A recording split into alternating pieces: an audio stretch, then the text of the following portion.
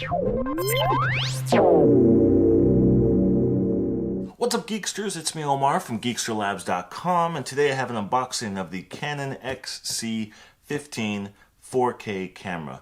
And just a special shout out to B&H Photo for lending me out this camera to test out and to review for you guys. Really appreciate them sending this out. So guys, this is probably one of the biggest boxes I've ever gotten as far as for a camera goes. It has quite a few components that are included with it. So I'm gonna do the unboxing, show you guys what comes with this camera. And then once I take everything out, we'll do some close-up shots of the camera, and I'll give you guys my initial impressions on what I think about the XC15 camera from Canon. So let's go ahead and pop this open and take everything out. So, of course, initially we have our warranty information and our guide right here, the instruction guide, not too thick. Let's see, we have a few things here, so let me just start grabbing and pulling stuff out. So I'm thinking this is the audio module for the top of the camera. Yep, there we go.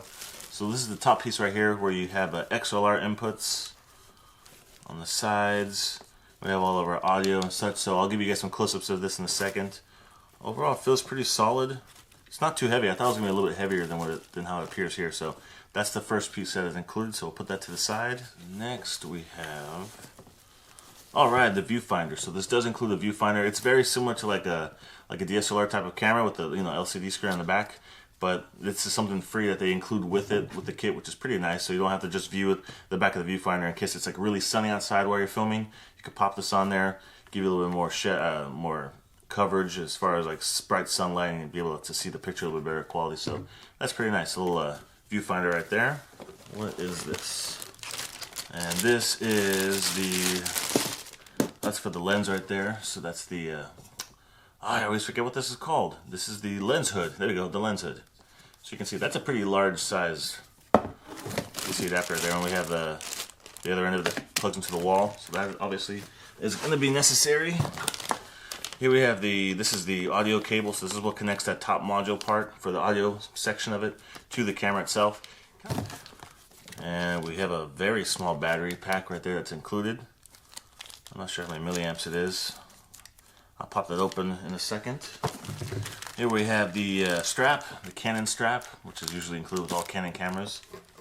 Next we have an HDMI to mini HDMI cable, so that's kind of nice as well if you want to hook it up to the TV, watch that 4K footage straight to your television. This does include an HDMI cable. Next we have a, what is this, mini USB to regular USB. I'm assuming this is probably to take off the footage off the camera, hook it up to your computer to be able to download and import all that footage off of there.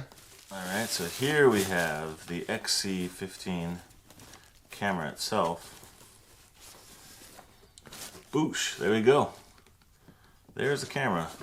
Huh, it's a little bit bigger than I thought it was going to be. I thought it would be a little bit smaller. So let me clear off this table right here, move this box out of the way, and I'll give you some close-up shots of what this camera looks like, and we'll talk about it a little bit. Alright, so let's get to that. Alright guys, so we got the camera set up here on my desk so you guys get a better look at it. So overall, this camera feels really solid. It has some really good weight to it too. I'm not sure why. I kind of had the impression that maybe it was going to be a lightweight, kind of cheaper, plastic feeling camera. I mean, this camera retails for $3,000. It's around $3,000. So it's not like it's a cheap camera by any means. But just something about it, but the pictures and things, it just looked like almost like a toy. It almost looks like a toy version of a C300 or a C100, you know? The way it has like the grip here on the side. The form factor kind of looks similar too, but this does seem very high quality. I can tell that some of it is plastic, some of it is that like magnesium alloy type of material. This whole handle here feels like it's plastic, and I believe this handle does rotate a little bit. So if you want to change up your grip, you can do that. It does have that nice display on the back. The one thing I already noticed about it though is something that I've been noticing a lot in some of the newer, nicer 4K mirrorless cameras or full frame cameras like the Sony ones is the screen doesn't flip out to the front. So if I wanted to film myself using this camera, I won't be able to do it because this is as high as it goes. It doesn't flip out to the side or anything, so you could see yourself, which is kind of odd. I'm not sure why that's the case.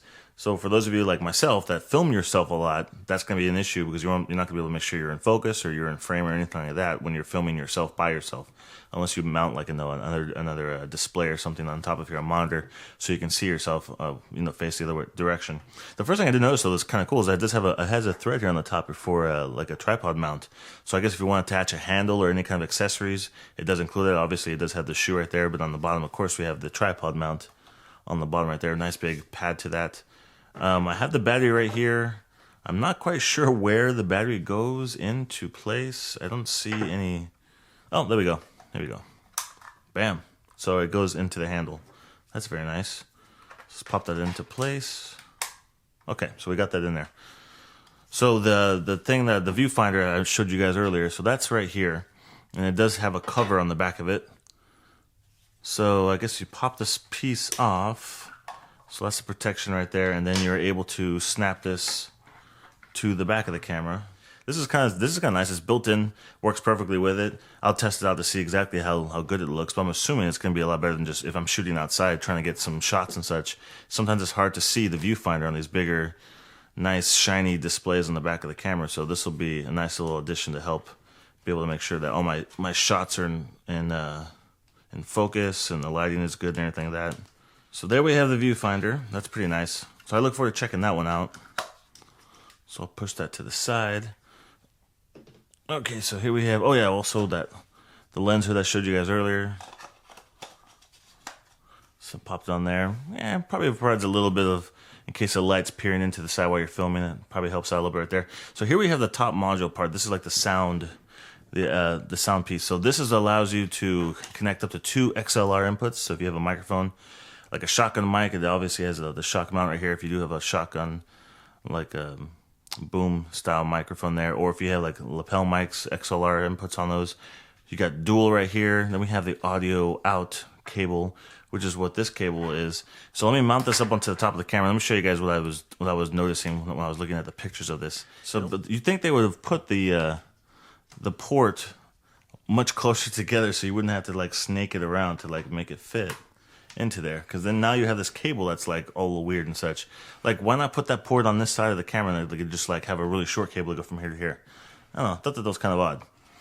But when you do have it on here, man, it gives you a bunch of different options. It's very similar to what you probably have seen like in those prosumer cameras, those different things. So we have all the inputs for the channels, the line mic, 48 volts, so phantom power, all those types of things, which is pulled from here, which is pretty nice. So it is nice to have that option. I guess it is also nice to be able to take it off. So if you don't want to use that connection and you just want to, run and gun, or if maybe you're using a different recorder to do your audio and you're not recording audio directly into the camera, then you don't have to have this piece here. One thing I did notice about this though, it does have the shoe mount right here on the bottom and on the back, which is kind of interesting. So I guess if you want to mount it straight in front of you so you can see the settings, you can do that. Or if you want to mount it like this, if you are using a boom mic or whatever like that, with this mount right here, you could do it that way. And it also has a tripod mount, screw mount on the bottom. So I guess if you want to keep it completely separate from that and mount it separately on something else, that's a possibility as well. So I'm definitely gonna do some audio tests with this and see how it sounds, how the camera, how the audio quality sounds on the camera when it's recorded. When you use like DSLRs and mirrorless cameras and full frame cameras, those don't always do a really good job when you're recording audio straight into them. That's kind of why I personally use like the Zoom H5 recorder to do all my audio. But I'm kind of curious to see what kind of quality of audio this camera is able to record. So overall, guys, my impression of it's pretty nice. It seems pretty solid, pretty well built. I'm gonna give this thing a really good look over. And so this is just the initial piece of content for this camera. I have a bunch of new videos that will be coming up very soon. So this is the unboxing. I'm also going to have a full tour. So I'm going to give you guys a complete full tour of every single button, every single port on this camera in great detail. That'll be in the next video. And after that, I'll probably have a couple other videos like the Wi-Fi setup for if you want to do wireless and different things like that. So there'll be a lot more content, a lot more videos coming up for the XC15. When I do get those videos up, I will put in the corner of this video a card, an annotation card up there. So if you click on that, you'll see all those different videos for this. So if this isn't the exact video you were looking for, I should have a bunch of ones out there. So the review will be on there, the full body detour will be on there. I'm really looking forward to checking it out and trying it out and using it for a few of my reviews coming up. And that's pretty much it for today, guys. Hopefully you enjoyed this unboxing, and I'll see you in the next video.